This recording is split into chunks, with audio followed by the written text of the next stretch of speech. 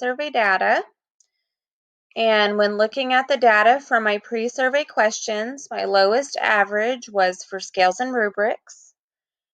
And I knew this would be the lowest score because at the time of the survey, we hadn't begun to use rubrics and scales, and we also hadn't established any goals.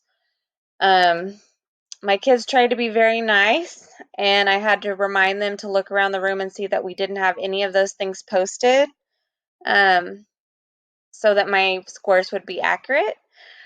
But since the time of the survey, I have implemented our goals. The kids can see them up in the room, and we've also had the opportunity to put some of our rubrics in place. The other two areas I scored were in the 3 range, with my second highest standard deviation being in probing incorrect answers with reluctant learners. And I plan to make sure I'm doing this more frequently and making sure my students know the expectations when an answer is not correct. I'm also going to be giving feedback and explaining why that answer is not correct.